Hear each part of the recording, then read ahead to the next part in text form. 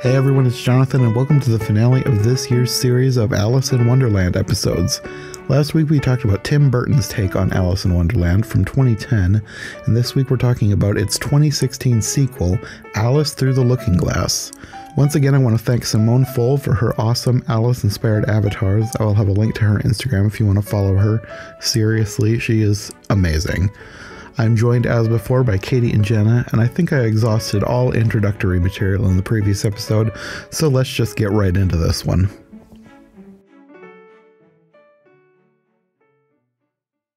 Okay, so I liked this way better than the first one. Yeah, same. Like, a lot better. Like, I'd forgotten, like, I think I'd only seen this the one time in the theater, and I'd forgotten most of it, but I enjoyed this watch through way better than last week's watch through of the first one. Yeah, I did too. It wasn't as much as a struggle for me. I think it's partly because they just really did their own thing with it, and the other one, it was like they tried to do the book, but also not do the book at the same time. And this was just like, let's just do whatever we want, and everybody's going to have fun with it. And you could tell that everybody was having fun with what they were doing. Yeah, it was better than the first one. It had more of a plot, so that was something. That's interesting because a lot of people who actually do like this movie, like the Burton Alice, they don't like this movie, and apparently none of us are on that camp. So it's going to be a very biased review. Yeah, well, like I said, I like the first one well enough. I can't explain why, I just do. But yeah, this one's way better. I think the difference is for a lot of people, because it does have a different vibe, it has a different attitude, and if you like the first one, it's just not the same. Of course, that is what makes it stronger, in my opinion. Mm-hmm. But some people like the Burton phoning it in fairy tale thing, so it's okay. Sorry, I think Burton's kind of phoning it in for Alice. This one, he had no involvement beyond, having made the first one, and it was technically his Alice. That's it. Yeah. Yeah. Well, I'm wondering if the new director just really liked the story more than Burton did, because in a way, like, this is totally not Through the Looking Glass at all. But I thought the nods to the books were a little bit more clever and done better. I thought they weren't as in your face and tribute-y either. Yeah. Because I feel like the first one, it's like, yes, there's a lot of references to the books, but it's like very in your face. Like, if you know, you know. Yeah. Mm-hmm. Mm-hmm. Whereas this one, I feel like that is, though, I will say the Looking Glass house scene, yeah, that is really like full of it. But I was going to say that one stood out to me the most, like going into that room when she first walked through the glass. That stood out to me as the most out of place scene in the movie and the most like the Burton film. Probably because it was trying to be the book that it came from, and it wasn't. I think they were just kind of like, we kind of do the book, but not really. Get it out of the way. Yeah, yeah. But whereas the other tributes throughout the film are way more subtle. Mm-hmm. Like, for instance, when the Red Queen's being coronated, there's like a banner with the royal sigil on it, and it's the lion and unicorn. It's like the actual Tannula illustration. Like, that's nice. It's just in the background. It's not being waved in your face. Mm-hmm. So, it's just more subtle. I also like the fleshing out of the character of Time, because Time is mentioned as a person in the book, but it's just a mention, and it's more like wordplay than anything. But I mean, it's kind of ridiculous, but I kind of liked that they took that direction, especially if they're going to do a time travel story. Why not take that mention from the book and turn it into something bigger? I kind of liked that. I might as well mention the reason why I don't mind this movie as much as the first. There's a lot of people, might be, well, you're a purist, you don't like plot. And it's like, no, that's not the case. I'm actually the kind of Alice adaptation person where I actually enjoy when people use Alice to tell new stories. Mm-hmm. Because I do understand it's not like the easiest story to adapt, but I think it makes really interesting material when you do different things with it. So in this, the reason why I like it more is because I feel like this movie uses the books as a natural starting point. Like, I feel like the plot makes more sense with Alice. It's not this weird war story just with Alice in Wonderland forced in. True, it's more of a time travel story than an Alice story. I will admit that. But it just feels more natural to me, especially since time is mentioned in the books. I really like that. I feel like they try to retcon a lot of things from the first movie. Yes, they definitely did. Yeah. And, like explaining why the Red Queen has a big head, that kind of stuff. But it feels more like, I don't know, it just feels more considerate, if that makes sense. Yeah, I can see that, yeah. Yeah. I don't know, I like the vibe of it more. It doesn't look like dirty either. Wonderland actually looks really really nice. Yeah. I think when I'm thinking back on these films, I think before last week, I think this is the movie that I'm thinking more of the aesthetic from, because even though I did like some of the initial scenes in the last one, like I would say it's kind of like supposed to be beautiful decay. Like, I know you hated it, but when she first walks into Wonderland and everything's kind of, it's like part dreary, part colorful. I do like that. But then after that, everything just gets grayer and grayer and grayer. I think I was actually thinking more of this film than I was thinking of that film. I think my memories have kind of conflated the two. And this one has the aesthetic that I really like. It's very colorful, really creative, and it's way better than the first one. Even though I do like that initial scene, the melding of the two, for the most part, the movie just does get grayer and grosser looking. I mean, it's supposed to, because it's supposed to be like desolate, dystopia, whatever. But this one is way better in that regard. It's like the first one had the gothic aesthetic, and this one's just like, you know what? The director's like, I didn't feel it. Yeah, this feels like you're in a Wonderland. And I could actually see why someone might consider staying in this one. Yes. Canonically, I suppose you could say it's Wonderland after it's healed from being war torn. Yeah. But let's be real, the director probably hated how it looked in the first one. It's possible. I'm just going to assume James, what's his name? James Bobbin. I'm just going to assume his mind, because I assume he's a logical person, because I like his film. So we agree on everything, obviously. And he's my buddy. And I think another thing I do like about this film is it feels more like it has to do with Alice herself, because the first one, it really felt like she was just there. Yeah. And you were being told these things about her, but she was very reactive. She wasn't really she was very passive. Yeah, and part of that had to do with the fact that she thought she was in a dream and she just didn't really care about anything because of that. Whereas in this one, like I feel like in this one, it kind of sets it up more that she was grieving really bad in the first one. Yeah. It kind of retcons the first one. Oh, and I appreciate that. I can see that. Yeah. Because there's a lot to do with her father. Yeah, there's a lot to do about her father. And so, like, retroactively looking back, you'd be like, oh, she was depressed, Yeah, depression was like a huge thing in this movie. Yeah, but the thing that bothers me is just, I feel like that actually would have been a really good theme for the first one. Yeah, it would have. And they just didn't do it. Yeah. Yeah, I agree. And so I really like that. I really like the theme of grieving in this one, because, TMI time, my own dad passed. So it's, I've been there, and, you go through a lot of coming to terms with the new reality.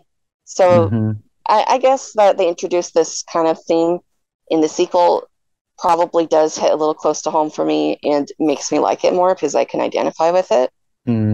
But even if it didn't, I still think just giving Alice some more humanity, more presence, adds a lot to just being able to relate to her. And then I also feel like grief goes very well with Alice in Wonderland, even though, like, I am going to say the original books, at least Alice Adventures Wonderland, the first book, had nothing to do with grief. A lot of people feel like the second book has some themes of grieving because Carol had lost his father shortly before he had written that. And certainly you get a lot of like melancholy tones from the poems in that book. And I know one person I spoke to, I forget who, but he said that he thought perhaps they added the grief theme because of that theory. And possibly, I think it was really they were trying to retcon why she was so bland in the first one. But anyway, I guess what I'm trying to say is I feel like this movie is more, it's the journey in the movie is more symbolic of Alice's own journey internally. And I appreciate it. Yeah. And I think it's also just better written too.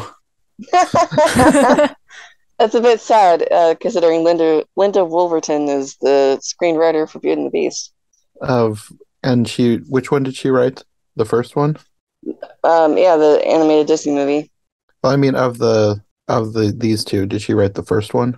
Oh, she wrote the first one. I don't know Okay. who wrote Through the Looking Glass. Hold on. Let's see who wrote it. Oh, she wrote this one too. Okay. Well, she did much better. Okay. I can see why people like her work. Now I'm wondering what the heck happened in the first one. The thing is, I've done no research for these films because I'm so not interested in doing that. But my gut feeling is Burton. Probably something happened there. It could be. And I think they were just really leaning too hard into the chosen one war hero story. Yeah. And I mean, it's not bad. Like, I wouldn't say, I mean, I know think I'm in it's the bad. minority. I know I'm in the minority. I don't think it's bad. I don't think it's amazing or anything, but I think they leaned way too hard into the chosen one hero thing. And I don't think Alice in Wonderland needs that. And I think that's where it suffered the most. But this one didn't have to do that, so. The thing that's weird for me, I feel like the first one is supposed to be about identity. Yeah. Like figuring out who you are and knowing who you are. But I feel like it doesn't do it right at all. No, especially not with the whole destiny predetermined thing. But yeah, that's where it makes no sense. It's like, you can't tell me this is about identity when they're literally telling her who she needs to be. Mm-hmm. So what's kind of interesting in terms of the sequel, I feel like the sequel is trying to set up that actually she was supposed to have gone back in time and done these things. So when the characters meet her in the first film, they keep saying the wrong Alice and stuff because she's not acting like the one they already met. I don't really know if that's what they were meaning or not, but I think it was. It could be another retcon. I think it's a retcon. I'm calling them out. At the very least, it seems to be implied Hatter's like, I'd know you anywhere, and that's why. Yeah. I feel like it kind of retcons the first movie too, that he's the one who identifies her the most because he spent the most time with her. Mm-hmm. It's still stupid, don't get me wrong. I'm not going to sit here defending the movie's stupid choices. It's still dumb, but I mean, they tried. Yeah. Hey, you guys have any thoughts you want to bring up? Well, what did you think of all the real world stuff? Because you have the film picking up some years later. Alice has been on a multi-year sea voyage. I will say I appreciate that they actually included a scene where she's competent. Because that's like my biggest complaint about the first one, is that you get no inkling that she wants to be a businesswoman or a ship's captain or whatever. There's absolutely no inkling at all. I will say the only thing I don't like about it is I don't feel like I believe it with this actress. Mm-hmm. She just kind of seems confused the whole time to me. And I don't know, people could disagree, and that's fine. I think I would believe it more with another actress is what I'm saying. Mm-hmm. But they were kind of stuck with this casting choice from the first movie. And she was casted to be confused. I suppose, yeah. I don't know. I feel like I feel like the actress herself doesn't believe she's really doing it, but I don't know. That's just me. I give them a point for actually showing her being competent because that was my biggest problem. Mm-hmm. Well, I liked that they brought back pretty much everybody, other than the people who are now dead. Like her mother, the Ascots. I guess I had completely forgotten that they were still in this movie. Like I said, I only seen this one time, and I completely forgot the Hamish subplot, even though it kind of, the whole thing kind of revolves around that. The real world story revolves around him. I forgot he was back, but I was glad to see that they got everybody back. He's just kind of a forgettable character, to be honest. He is. He is. He's a very dumb villain. Yeah. He's so very snivelly. Very shallow. Like, Yeah. there's not a lot of motivation to him, which I guess is the point. Yeah. I don't know. But then it's like, oh yeah, and then her mom's like, oh yeah, I've like sold my house to them to kind of force you to give up traveling the world in your ship. Oh, that's okay. I didn't like how easily that was glossed over in the end. Yeah, I felt like there should have been more. Did they explain why she did it, or was it literally just because she didn't want to go adventuring anymore? They didn't really explain it. I was kind of wondering if maybe giving her the benefit of the doubt, maybe she thought Alice was dead and that was her only way to get money. I don't know. No, I don't think so. I think she did it. Well, for one thing, I do think she was probably preyed upon by Hamish a little bit. Oh, probably. Yeah. But I think it was meant to be, my daughter is supposed to be a lady of society. When she's back home, she needs to go get married and settle down. Mm-hmm. She shouldn't be on these trips. And then in the asylum, I do think the asylum part is really, really stupid. I will say that's a really big flaw of the movie. But the asylum part is supposed to redeem her mom, right? Like, she's like, oh, I don't want my daughter to be treated like a lunatic and be drugged. Mm-hmm. Run, Alice. You know, it's like, I don't know. I just kind of like, it still feels a little glossy over to me. It does. Yeah.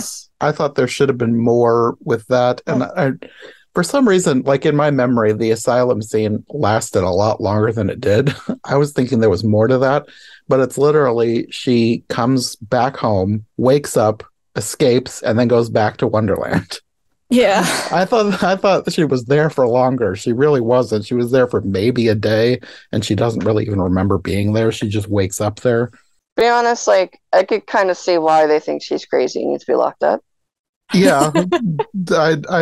I mean, not that Hamish is to be commended or anything, but I can see why he would assume that she's crazy. Yeah, like, he's being an a-hole before, being all women shouldn't be on ships, but literally she ended up in his parlor, going on the couch, talking about what they thought was the atmosphere. So, I probably would have sent her to the hospital too.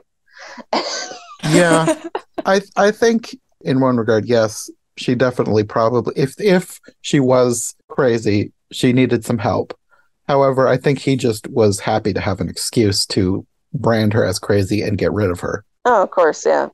Because, I think that's actually the point of it, because later he's trying to get her mom to finish the shares, which he couldn't get before because Alice was supposed to have that. But presumably, if she's mentally unfit, then her mom would be in charge of that. Yeah. So yeah, I don't like the asylum scene. I also think it feels very thrown in for no reason besides to be like a rip-off of American McGee or something. Yeah. And I figured that they put it in because so many people's theories are that Alice in Wonderland is just her delusions. Like Alice was crazy, so that's like one of the theories. And I think that was just supposed to be like a nod to that. Yeah, but I didn't like it. It felt very unnecessary. I think it could have been done better. I didn't mind it, but it could have been done better. I just think it wasn't necessary. I don't see any benefit it brought at all besides the whole female hysteria thing. Yeah. Sexism. So I didn't think it brought any benefit to the story at all. I would have rather focused more on her relationship with her mom and anything else. It reminded me of Return to Oz. Yeah, but Return to Oz does it well. Yeah, but I mean, her being institutionalized for delusions, that's what reminded me of Return to Oz. I think Return to Oz did do it better, but it just reminded me of that. There was actually more than one thing in this movie that reminded me of Oz. My thing also is Return to Oz. It's at the beginning. I guess technically it's at the end too, but it's not like in the freaking middle of the story. Yeah, no, that's another thing that I completely forgot about. I didn't remember that she was in Wonderland for half the movie, then she comes back and then is institutionalized and then goes back to Wonderland. I'd completely forgotten that they'd put it into the middle. It I thought feels it was at the so beginning. unnecessary. Mm-hmm. That is why I think that it feels thrown in, is because it just happens in the middle of the whole time travel thing. I think if anything, if you're going to have any point at all when she goes back to the real world, I think it would make more sense that she somehow runs into her mother and they have some development. Now they try to do that in the asylum scene, but it's really forced and weak. It's definitely not enough for me to believe later that her mom's mind has really changed. Yeah, no. In a good development wise. Yeah. It just seems like she's wishy-washy now. Yes, definitely. I don't believe she's convinced. I believe she's just, well, I guess if my daughter really wants to. I believe my daughter now. Yeah, there needed to be more with that, because she was obviously stewing for years about her daughter being away at sea. She didn't want her to be a sea captain, so she sold all her share of the company. And then in just like a 5-minute scene, she changes her mind. Yeah, and it's like just a split second, when she goes run. And it's like, what changed her mind was like, if people think my daughter is crazy, she'll be injected with drugs. I didn't see this coming. It's like, just like, what? She might have an alternative motive for wanting her to be in here. Yeah, with the way she had been acting when she came back in and saw Alice standing over the doctor that she had just knocked out with the syringe, I assumed that she was going to be like, oh no, she's really crazy. But instead she's like, run. I was like, I feel like that's most normal people's reaction. Yeah. That's the thing. It doesn't feel natural. No, it doesn't. No. I feel like most people be like, oh God, now she's going to be in even more trouble. Yes. I mean, that would have been my reaction to seeing her standing over the doctor with the doctor having a giant syringe stabbed into him. I would have been like, oh no, she is. Yeah. Whereas this one is just like, oh, my mind is totally changed. Run, Alice, run. Yeah. Find the atmosphere. You can do it. I wonder how she explains this later. Because that's another thing. She has absolutely no idea what Alice is talking about. No, because I'm sure that Alice never told her about Wonderland. Yeah. But she keeps going on about how, oh, you sound like your dad, so maybe Mr. Kingsley would just go on about atmospheres under the couch. Just like this is normal. Well, they do mention that her dad, they said some old-timey phrase that meant her dad was crazy, but... touched in the head. Yeah. And they said the apple doesn't fall far from the tree. So maybe she just feels like, well, she's like her father, and her father was okay, so... who knows? I don't know. Like, I could get, the thing is, part of me would actually kind of like more of a plot line between her mother and Alice. Yeah. Her mother not understanding her and then eventually accepting her for who she is. But I just don't feel like that's what was delivered here. No, not really. Yeah. The stuff in the real world was probably the weakest stuff in the movie. Yeah, it really was. Like, eventually I was like, I don't care. And then at the end, you're like, oh, maybe they were going to set this all up so Alice stays in Underland. And maybe she brings her mom with her or something. Like, let's go Oz on this, Because in the Oz books, eventually Dorothy decides to just stay. And her aunt and uncle moved to Oz with her. Yeah, but literally, nothing is there for her in the real world as far as she knows. And she's like, all right, I got to go back. Mm-hmm. Well, especially because when she gets back, she resigns herself to giving up her ship, and her mother is the one who ultimately decides, nah, I'm not giving up Alice's ship. We'll keep it and we'll run you out of business. Yeah. Which I did like that line, talking about she was going to run them out of business within a year. Definitely Alice makes bolder decisions, so I could actually see that happening. Yeah. Though it is, I don't have a mind for business at all, but, I mean, does it strike? Where do they get the money? That's Like, what I was wondering. Yeah. Like, did they have a Yeah. savings account somewhere? They didn't seem like they were particularly rich. well, I mean, why would her mom put the house as a leverage or whatever if they were rich? It doesn't. I suppose she had the money from selling the shares of the business. Maybe that was a lot of money, enough to start another business, but who knows? I Who suppose that's knows? probably what they We're were not meant thinking to of. think about it. No, Also, no. is it me? Yeah, is it me, or are they implying that Harcourt at the end is interested in Alice? It's like, I kind of wondered about that. yeah, like a future romance. Yeah, they didn't have too much development with him. He was just kind of in the background making amused faces Googly for eyes. most of the movie. Yeah, he's like, I like the cut of her jib. I'm gonna go to business there. Anyway, anything else about the real world? Oh, I have something. Why the heck did Lady Ascot have her baby at a ball? That was so stupid. That would She have couldn't never find happened. a babysitter. Yeah, and then the governess takes her away. Like, Yeah, I didn't even think about that, but you're right. They would have had a nanny or something, especially because they're rich. yeah, it would have been very tacky Yeah, if they had actually done because that. that thing is screaming. Yeah, and she's just like holding it. Like, yes, the guests are fine with this. This is not a high class function. It's okay. It's like in modern day, she'd be the lady who wouldn't take her screaming baby out of the movie theater. She would. That's definitely what she'd be. Yeah. You have no idea how hard it is to be a parent. Wasn't the baby a reference to the one that Pig turned baby. into Oh a my pig? word, you could be right. I didn't even think of that. I was like, is that where they're going with that? But then it never goes anywhere. So it's like, I wonder. I mean, not that the Duchess was even really in these movies to be she referenced, wasn't even but in this movie. There wasn't any pig babies in this movie. There were pigs in the first there were pigs one, in the first one. but not in this one. So I have no idea. A warm pig belly for her feet. So I don't know what was up with that because I was like, are they trying to imply she's like the Duchess? I wonder.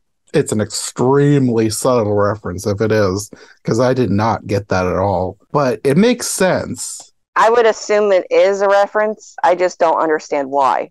Yeah, no, I don't know I don't why. see the point. Other than the fact that they just wanted to reference it. Yeah. I mean, I will say at least if it's merely just a tribute, like a reference to be a reference, I mean, I guess good job for being subtle. Because that's what I didn't like about the first movie. It was in your face. Yeah, I mean, it's definitely subtle if that's what it is. Yeah. I kind of want to believe that it is a reference to that because I like the scene more now. I didn't really think much of the scene at all. It's just the Victorian fanatic in me is just like, ah. Yeah, no, it does not make sense for the time. Yeah. Well, a lot of things in this movie doesn't make sense. It Oh, just no, kind of, yeah. it's just kind of Hollywood for you. No, yeah, there's nothing about this movie, mostly nothing that's very historically accurate. So I don't generally pick apart that kind of stuff. But Like I'm Alice not like comes in this ridiculous ensemble, which which like- is supposed to belong to the Dowager Empress of China or whatever she said it was. I'm not convinced that that was an actual historically I don't accurate believe- Chinese yeah. dress. it was not. I mean, I will say it's not completely out of place in terms of the English were very interested in the Orient. Yes. And actually, in reality, you know, in the movie, everyone's like staring at her like, oh my God, what a crazy woman. But in actuality, they probably would have been really interested. I was going to say, I thought that they should have been more fascinated instead of whispering about her and calling her a clown or whatever they were saying behind her back. I thought they would, to me, you would think that they would be fascinated by this world traveler coming back from having been in China for so long, been gone for all these years, and suddenly she shows up wearing this fabulous costume. I would And have we thought also that she would have forget- garnered more interest. We forget that eccentric women existed in the Victorian era. Yeah. Like, yeah, I guess the movie is trying to imply that most of them were put into asylums, which sometimes was the case. Mhm. But there were eccentric women who would show up in similar outfits because of the interest in Orientalism, and just being like, ask me about my world travels. Ask me. You know? So when someone does ask Alice, she's like, the world? You want to know how the world is? Like, I think that's a pretty normal, polite topic of conversation, Alice. Like, what's your problem? Mm-hmm. But I think the outfit itself is just kind of nonsense. It's pretty nonsense. Because I think I have a clip from the movie in my, like, I put together like an end credits thing. Actually, it was from a music video that I made years ago, and I took that, and I'd forgotten where in the movie that came from. And in my head, that was a dress that she'd gotten like in Wonderland, and that's why it was so crazy. And then she shows up at the ball, and I was like, wait, that was from the real world? Yeah, it's nonsense. It would have made more sense in Wonderland. Yeah, I mean, it fits the aesthetic. It looks like something that one of the Hatter's family would have worn, except they dressed a whole lot more normal than the Hatter did. Yeah, they dressed very... I find the way that... I guess we could skip to the Hatter's family if you want. I don't know. Yeah, that's fine. We didn't go in order in the last one. We don't have to go in order in this one.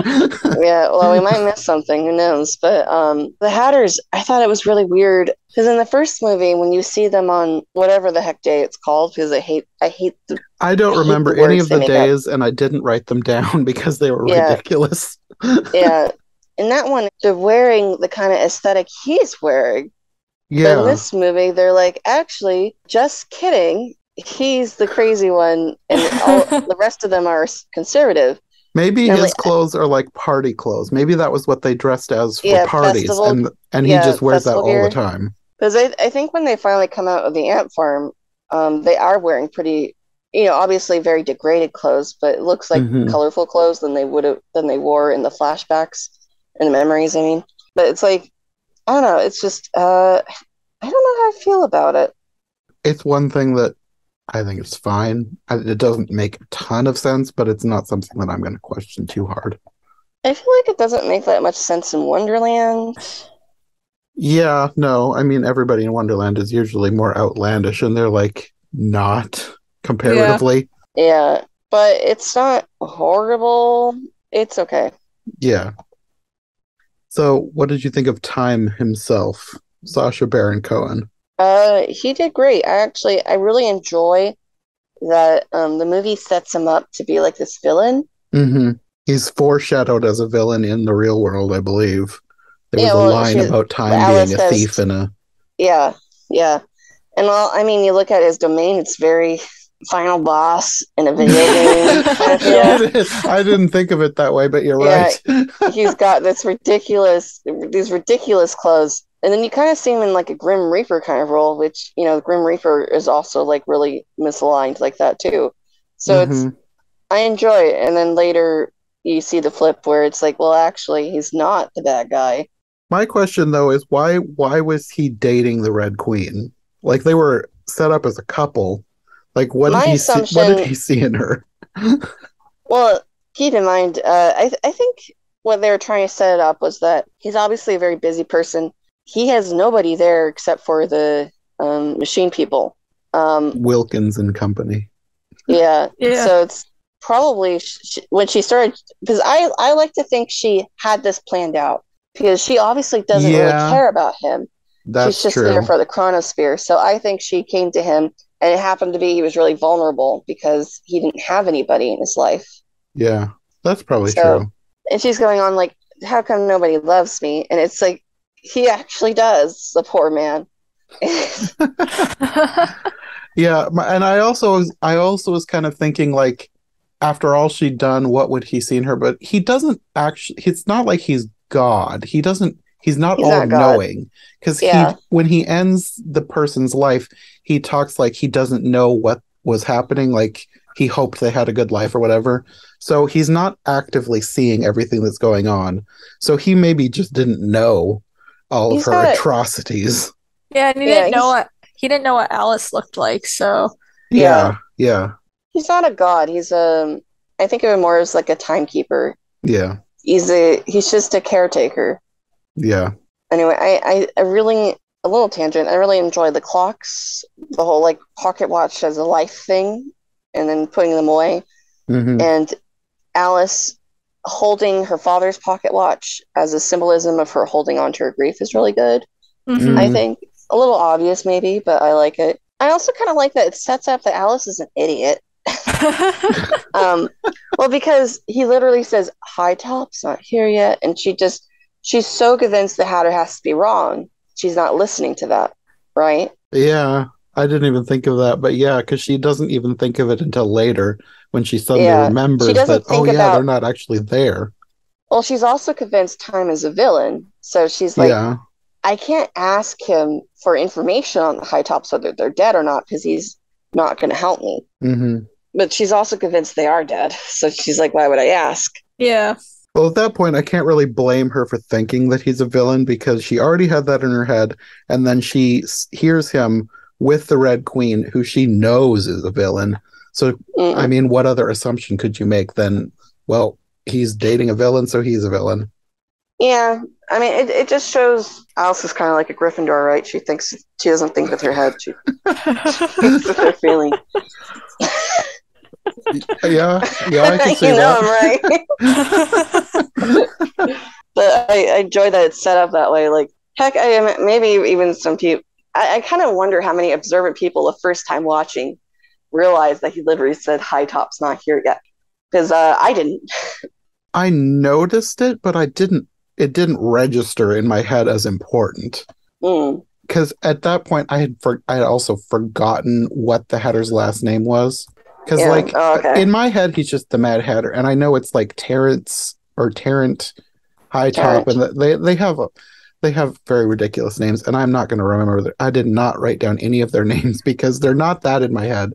Like they're the Dormouse, they're not Mally Umpkin or whatever her name is. they're just the names from the book. Yes, something like that. And so I just wrote them as that in my notes, and so I'd forgotten exactly what the Hatter's name was. So even though he said they were not there yet, I wasn't sure that that's who he was talking about. So I didn't think about it as being important, even though it should have been obvious. Yes, it was important. Yeah. Well, it's said very casually, kind of like those. Yeah. Like a little detail that's not relevant to the plot, kind of way. Mm-hmm. I think I was too focused on the fact that it was in alphabetical order, and I was thinking that was kind of weird. I mean, like if not that you should like think too deeply about things, but like if it's the afterlife. Not that it is an afterlife, it's just kind of a record.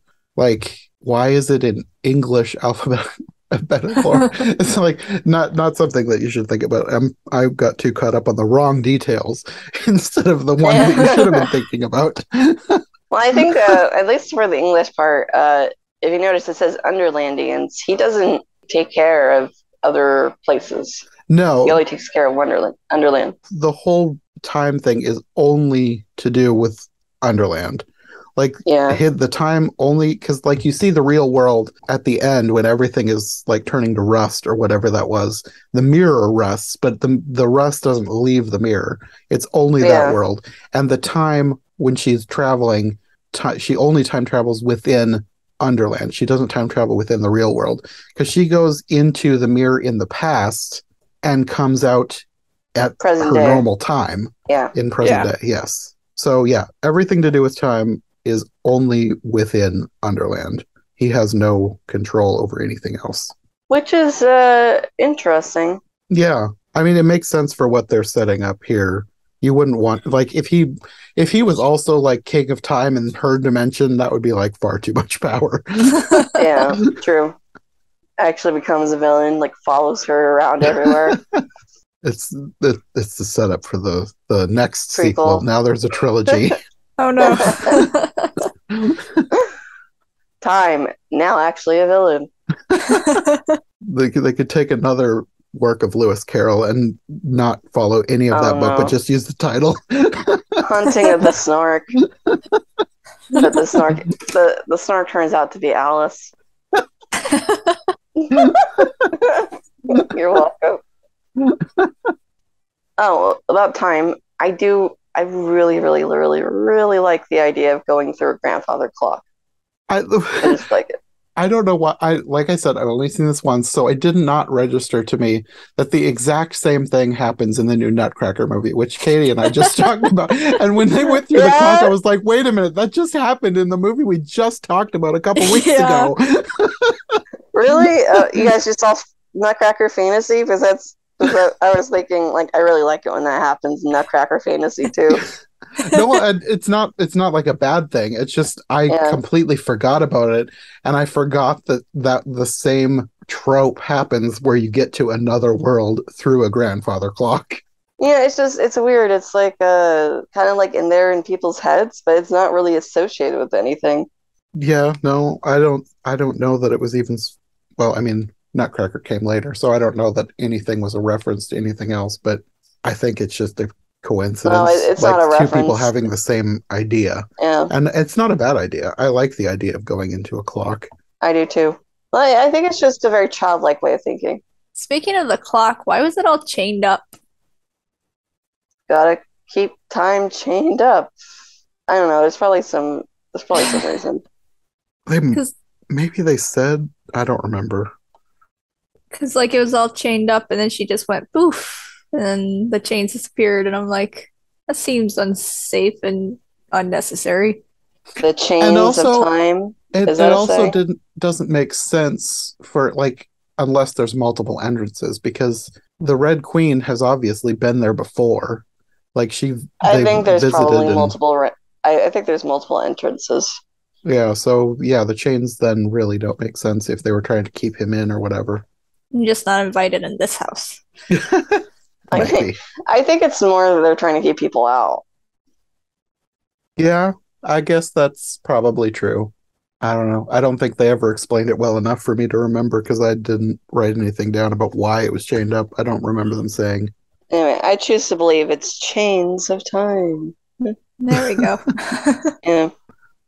My favorite part was that all his doors were shaped like his shoulder pads. I thought that was funny. Just perfectly sculpted for him. It was funny to me. I might as well say I find Sasha's interpretation of him very endearing. Yeah. I liked the scene where the Hatter took his shoulder pads and said, "Look, time flies," and was making them flap. There was a lot of dumb time puns that I enjoyed. Yeah. I mean, there's so many idioms having to do with time, and I think they fit in most of them into this movie. Well, I said before that there was things in this movie that reminded me of Oz, and there's several that you see in the first scene with time. The one little robot looked like the Tin Man to me. I don't know if it was on purpose or not, but it looked like he had the same shape of the head. He reminds me of TikTok. There was a credit on IMDb that said TikTok, and I kind of was expecting some sort of an Oz reference, but I don't remember anyone actually saying that their name was TikTok. And it says TikTok and then the name of the actor uncredited. So I don't know if it was on purpose or not. I don't know, probably one of the machine things. I don't know. It could have been. Doesn't the Red Queen call time TikTok? Yes. Yeah, that's what I thought. Also, Wilkins looks like TikTok. That I kind of thought that too. Also, Wilkins is voiced by Matt Vogel, which I thought was interesting because he does a bunch of Muppets. Oh, yeah, I recognize his name. Yeah, he's the current voice of Kermit and Big Bird and several other, like Uncle Deadly and I think Floyd from the band. He does a bunch of the big ones, but I thought it was interesting that they got him on as a voice for a non-Muppet character. But then there's also, I don't know if there's anything in Oz like this, but the vegetable people seemed like something from Oz, not Wonderland. Yeah, they feel more Oz than Wonderland. Yeah. I know when I was watching with the movie with my friend, he was like, "Is this a Alice thing?" And I was like, "No." Like, yeah, I didn't think so. Yeah, when I first saw the one, because the one is a woman, and from a distance I was like, is that one of the flower people? But then you got up close and was like, no, this person is made of vegetables. And I was like, I don't remember anything that this could be referencing in the Alice books. And it felt more like an Oz character to me, because like Oz has all the weird lands where all the people are different, like the China land. I think there was a Candy Land in one of them, but it It felt like there should be a vegetable land in Oz rather than in Wonderland. Well, it's also not really, it's not explained why. Like, it's not explained why they're following the Red Queen. No, I didn't really get that either. And I also didn't really know why the Red Queen was back. Like you have the one scene where you see the knave stabbed to death in the chair. So she obviously killed him to escape from him. But like how did she set up this other kingdom where she's now the ruler of the vegetable people and she lives in a shrub shaped like her own head? Because honestly, when you get to that part, it reminds me a lot of American McGee, except I think an American McGee is actually supposed to be made out of gore. So it makes me wonder if they were like, oh, well, we like this aesthetic, but it's too dark to use. How can we make Also, there would it not probably be some dark? copyright infringement there if they were taking American McGee's. Well, I mean, they could have just took a lot of his ideas. Well, it does kind of like I said, I've never played the game, but a lot of it does remind me of the things that I have seen from the game. So Yeah. who knows? But anyway, so it's like, I think they went, you know what? Plants, like red plants could look like similar to tissue and blood and stuff. Yeah, I guess so. And then also they get to use the thorns. But it doesn't make any sense. It's really stupid. Yeah, it doesn't fit with the Wonderland vibe, I guess. But a And bunch of the stuff doesn't really. This is their own creation. This is not the Wonderland of the books anyway, so whatever. they had to give her someone new because they made it so that because they had made it that the car people didn't want to follow her anyway. Also, what was with the bugs? Like the shrub thing that she lived in was coated in bugs, like all these magical looking bugs. And she also had her ant farm, which like I didn't really get why she had the ant farm. Obviously she needs it at the end. Things. Oh, that is that why she kept saying she liked tiny things? Yeah. That was weird. Like, 'cause you didn't really get that in the first one's like, where did this obsession with tiny things come from? I would say she probably has like she likes unusual sizes is probably more accurate. I suppose, but she specifically was saying tiny things in this one. But yeah, I guess so. Well, in the first one, it was about big things. Okay. So maybe she's just one of those flighty people who goes from one obsession to the next. So Yeah, she liked maybe. tiny things when she was young, then she moved on to big things when her head got bigger, and now she's back to tiny things. I think in general, I think they're trying to set her up to be like unusual sizes. Yeah, and unusual things because of the whole bug thing. Mhm. Like she liked bugs when she was a child, and now she lives in a house full of glowing millipedes and things. Mm-hmm. Foreshadowing. Something like that. Also, they just needed the ant farm for her to hide the Hatter's family in. So that was a good way to get that in there, I guess. Yeah. And those were skipping around. I liked at the end that they had the White Queen give them an eat me cake to get big again. Oh yeah. Because I'd forgotten how that all went down, and I guess I assumed that they brought them to the White Queen so that she could make that same potion that she made for Alice to get her back to her right size. Yeah, you don't really see much size differences in this one. Oh, actually, never mind. She goes through the glass and she's tiny for some reason. But why? Oh, that's true. I didn't even think about that as far as because like when she falls out of the room, she's big again. Yeah, That didn't really make a ton of sense. it didn't make a lot of sense. Honestly, you could take out that first scene in Wonderland Yeah, and it wouldn't make a difference. I think they only had that in there so that they could use the title Through the Looking Glass. Yeah, probably. Like, yes, I know some of you losers actually read this book. Here's some of the stuff for you. All right, let's get on to our story. Let's get on to our completely made up story. Yeah. So how about the queens, their backstory? Ugh. Uh, I thought it was pretty silly, honestly, because like it's just like, oh, my 11-year-old sister lied about something, and now we're gonna hold the grudge for like a million years. Because I left the castle dramatically, it hurt my head so badly that I it swelled. guess. Yeah, I thought it was just she was supposed to have a big head in the first movie. Like she's big-headed. Yeah, I don't think it needed a backstory. However, I think that they wanted to go for the whole redeem the villain trope that Disney's been doing so much recently. So they were like, we got to give her a tragic backstory so that by the end she can be good again. And the Red Queen didn't need that. I would have said just leave her rusted body in the past and then she's gone forever. And this one they make it so that the White Queen needs to be redeemed early. That's true. They kind of made her the villain in a way. So it's weird because it's just bizarre though. Like she still can't acknowledge it even as an adult. Yeah. Whereas a lot of people are like when they do something bad to their sibling when they're kids, and then they grow up and the sibling's like, "Do you remember the time?" Oh yeah, yeah. I'm sorry. That was really not great of me.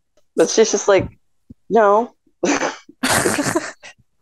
She does by the end, though, and I think that's, I mean, they wanted her to, like, apologize, and that's how the whole redemption thing comes about, because the Red Queen's like, that's all I ever wanted to hear, and now she's good again. But it's so weird. Like, I know, the whole thing is weird. She's an adult. Why does she even, like, why does she even want to deny it still? Well, I'm not gonna like say that that's not weird, but like there are people in real life who are like that, who hold on to, who don't want to admit their childhood wrongdoings, and there are other people who hold on to grudges for the stupidest things. So, for as much as this whole storyline was weird, that's not what I was focused on, because I know there are people who would do similar things in real life. Yeah, that's true. It's a fine line, but I do think the ridiculousness made it more Wonderlandian to me. Because it's just this silly jam tart, and literally a whole war happened and people died. I think if it had just been the tart, I would have been completely fine with it. But the fact that they went the extra step to have her run out of the castle, crack her head on the fountain thing, or whatever that was, the thing with the roses, and then have her head grow, that's where it kind of went into ridiculous, because the tarts weren't the thing that I was thinking was dumb, because the tarts was an obvious reference to the first book with her, who stole the tarts and everything. So that was fine, and I didn't mind, because that is ridiculous. It's very Wonderlandian to be ridiculous about tarts being stolen, but I don't think that they needed the tragic backstory of her having a head injury and having her head swell up. That's what made it get into ridiculous in a not good way. I didn't mind too much, to be honest. So now we're opposites. That's fine. I'm just like, it's fine, and you're like, it doesn't make any sense. It's overdoing it. I'm like, it's fine. I think it's just, for me, it's the fact that, like, I've said for years, like, I like a good villain redemption story, but now it's like they do it all the time, and I'm over it.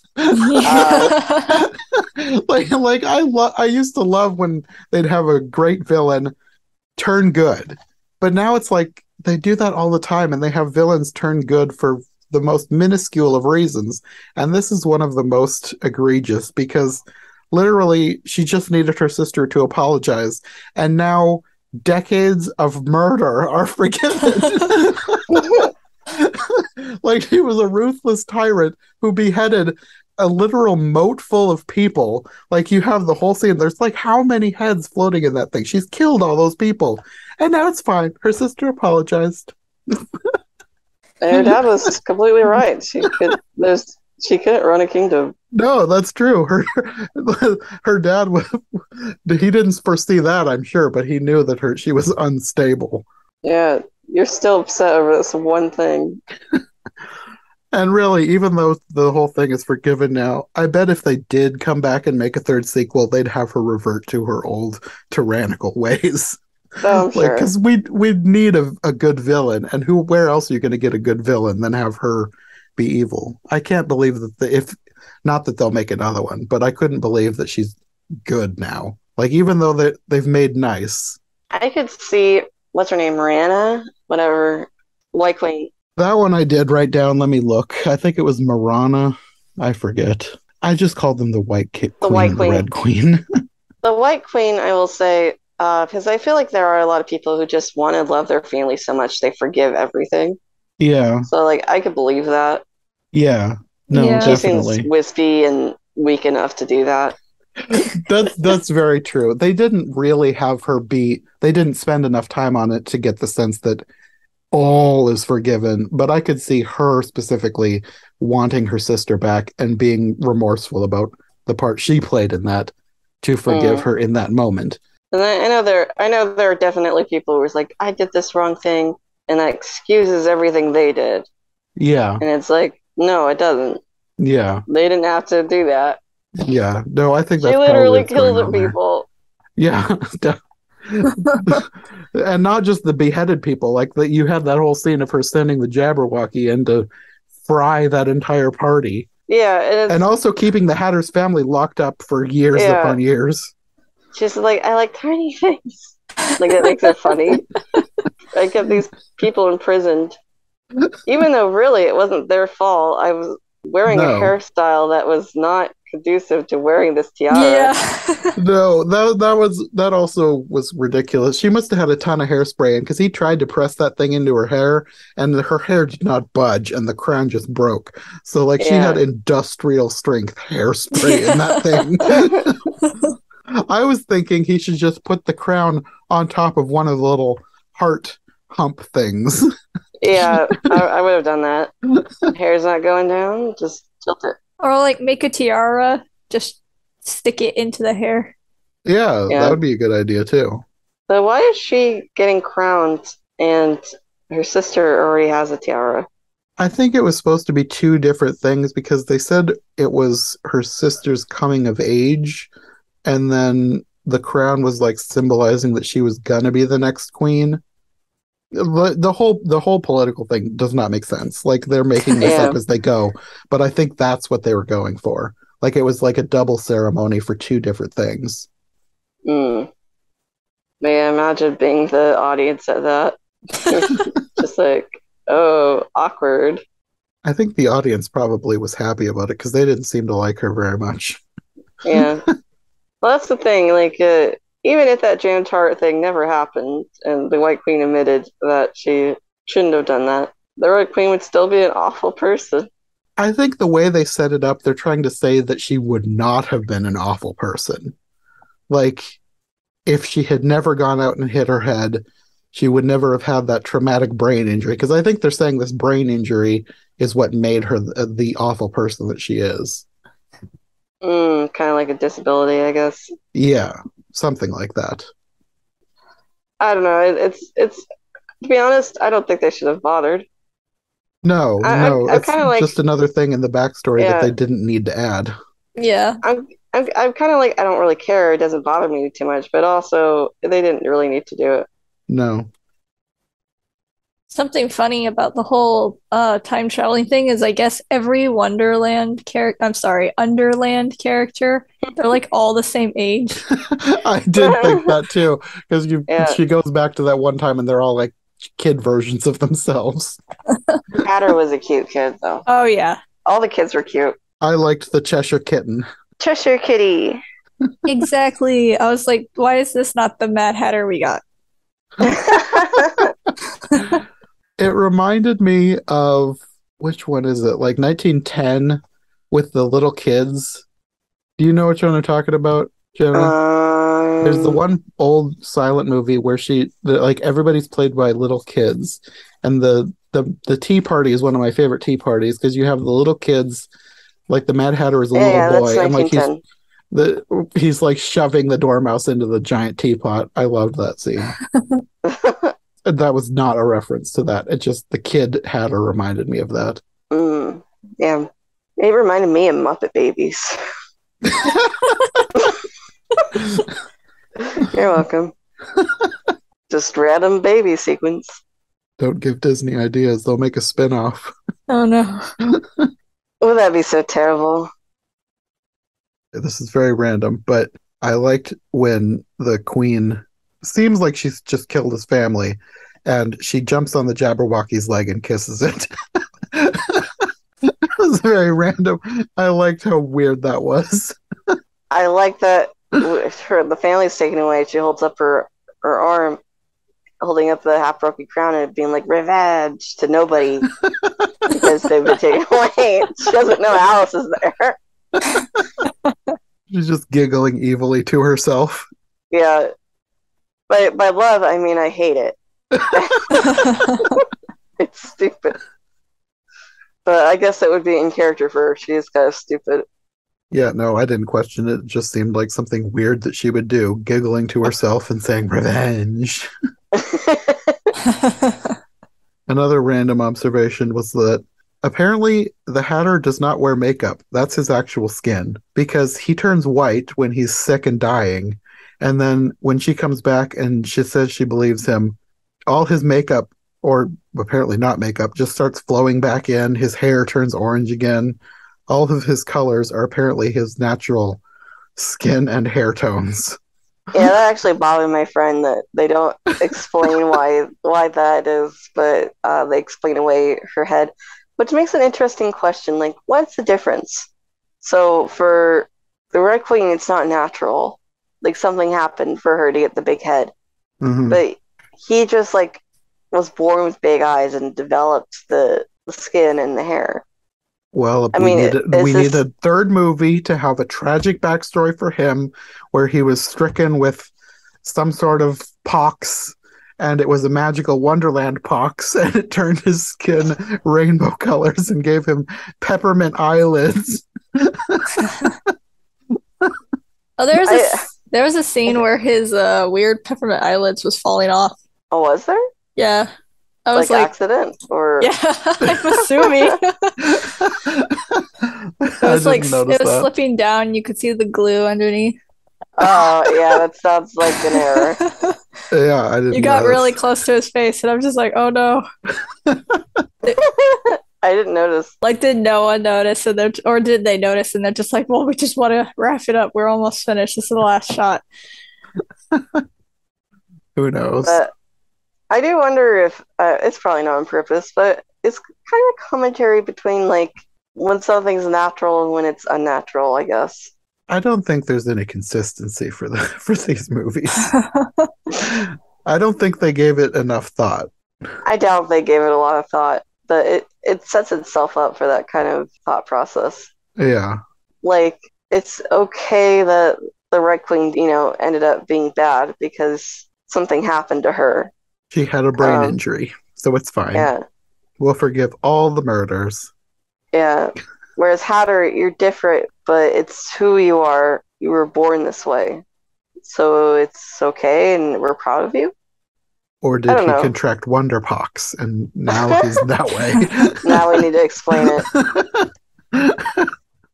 Another random observation. I don't know why, but I really liked the scene where she's in her shrub castle thing and she's looking at her ant farm. And this is before you know that his family's in there. And she just shakes it and says, earthquake, and laughs to herself. Yeah, she's a bit of a psychopath. Yes. It must have been absolutely terrible for them. I wonder how many earthquakes they had to endure. Did she Probably just come by every day and shake that thing?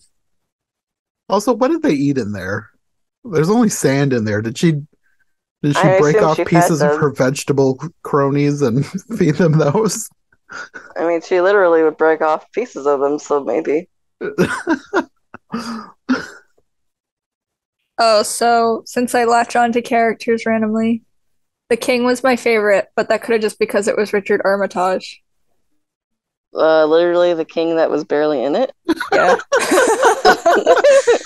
The king made zero impression on me. I don't think I even wrote any notes on him other than to write that he gave the crown to the White Queen instead. He was glorious. Okay. He just delivered every line with such sincerity. I'm glad he has a fan. If he listens to this, he'll have his little heart warmed.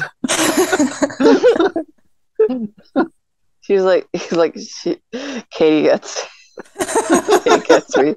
She got what I was going for. It wasn't just a paycheck. I really put my soul into this movie. They cut out all my best scenes.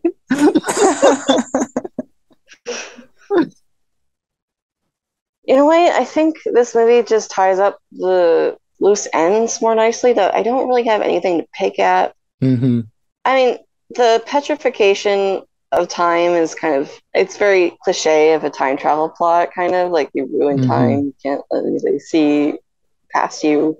I don't know, that's kind of boring. Yeah. But they wanted a climax.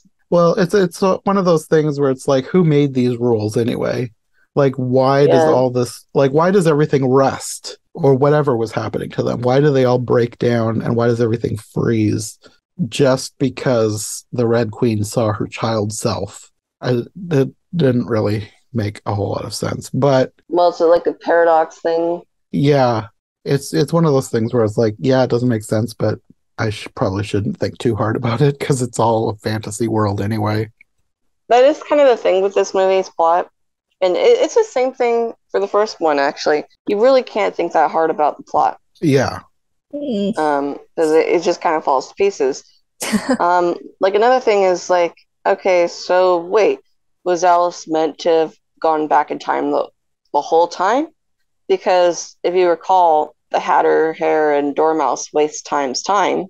I liked that scene. I liked that they made a reference to that. Like, from the original book, like, it's always tea time. Like, having time freeze them in that time. Yeah, but anyway, he puts them in a time loop until Alice does appear, presumably child Alice, I guess? Yes. That's what I got from it. Yeah, so it's kind of like, wait, so this was always meant to happen. Alice was always meant to steal the chronosphere. Yeah. Well, I mean, they did, not that I like this about it, but they did set up in the first one with the Oraculum, as their history has all been predetermined. So I guess in that way it does make sense that everything has to happen the way it does. Mm-hmm. Well, that still doesn't make sense with, like, if everything has to happen the way it does, why is it bad that they went back in time and messed with time and then broke time and then everything rests and falls away? And it's another thing that it doesn't hold up if you think too hard about it. Yeah, that's kind of what I mean. Like, you can't think too hard about it. Yeah. That's why I'm like, you can't think too much about how that time loop was already in place when Alice first came. Mm-hmm. You also can't really think about why they're like, oh, well, I invited her. I didn't say she'd come. Like, he hadn't met her yet at that point, right?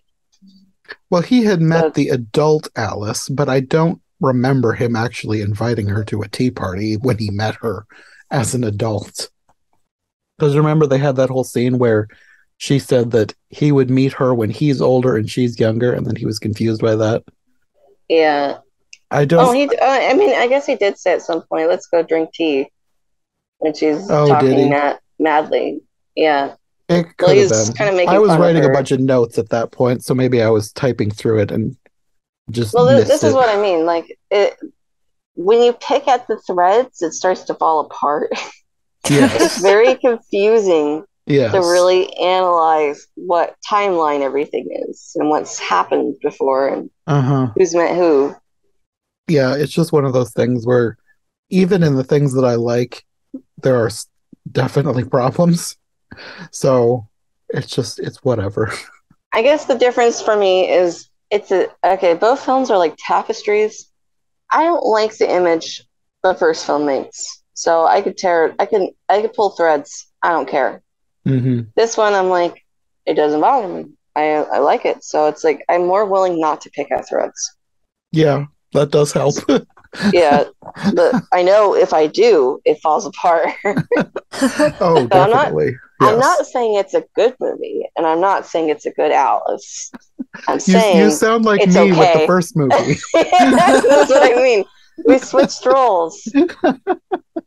Except I feel mostly the same with this one. Like, it's definitely not a good adaptation of Through the Looking Glass. It's not an adaptation of Through the Looking Glass at all. unless you want to count that very brief scene where she actually walks through. But other than that, I don't mind the movie that they've built. It has definite problems. It could be a lot better, but I still enjoy it for what it is. Yeah. Of course, part of me is like, you know, when I saw this in the theater, my expectations were rock bottom. Like, you couldn't get farther bottom. I was like, I'm going to hate this. So, it's, you know, there's a big part of me that's still just kind of like, it's not as bad as I thought it'd be. That definitely does help any movie. If you go in expecting the worst and you get a decent movie, it does seem a whole lot better than it should. Yeah. Yeah. So, in a way, I could be a little biased towards this movie, I suppose, because, you know, I hated the first one so much. So, and in a way, it's, you know, maybe I'm still having a hard time looking at it objectively as a movie without comparing it to the first one and then therefore liking it. I don't know. I can't prove that I would have liked it as much if I hadn't seen the first one. You know, like if this was a standalone movie. But I feel like I would have. Like if this was the first movie, more of a symbolic journey of an internal process Alice is having, I feel like I would have liked it more. But I don't know. Yeah, well, I guess we'll never know because the first one exists and you hated it. So yeah, this is the timeline where I hate Burton.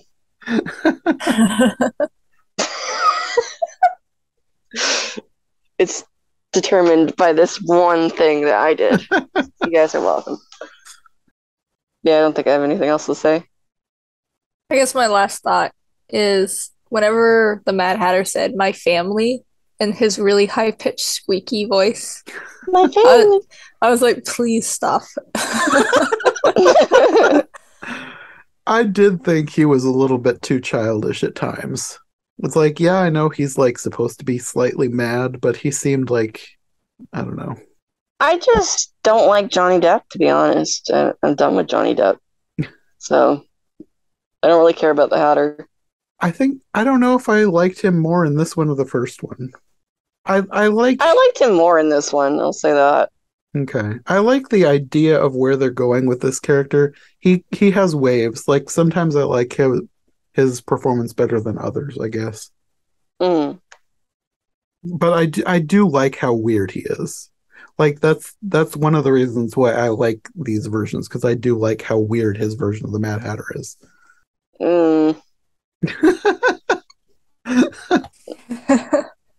I'm just gonna give the compliment that it's better than the first movie. Okay. That's fine. This is probably as good a place as any to end. I think we've probably exhausted all of our very random opinions on this movie. Well, it was certainly a discussion. Yes. And hopefully a fun one. Hopefully people will be interested in what we have to say and not be offended at our opinions. I don't know if anybody's like that dedicated of a fan of this movie that they would be upset. Not that we bashed it. I think it'd be more fans of the first movie, but I don't know who would watch. Well, if they were a fan of the first movie and they listen to that podcast, they probably won't be back for this. Yeah, that's what I'm thinking.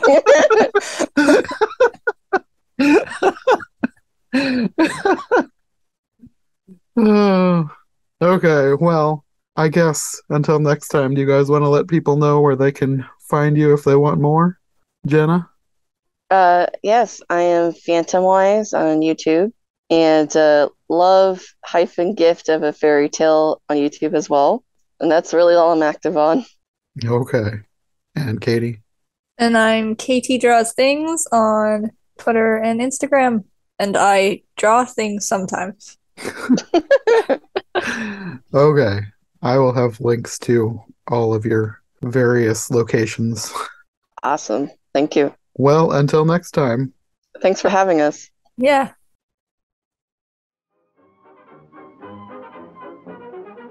Thanks for joining us on I Heart Movies. If you enjoyed the show, make sure to subscribe on your preferred podcast platform or to our YouTube channel. Make sure to follow my co-hosts as well. Any relevant links will be in the description for easy access. We'll be back soon with another brand new episode, so thanks for listening, and we'll see you next time. Come along and and pass through the looking glass into Wonderland.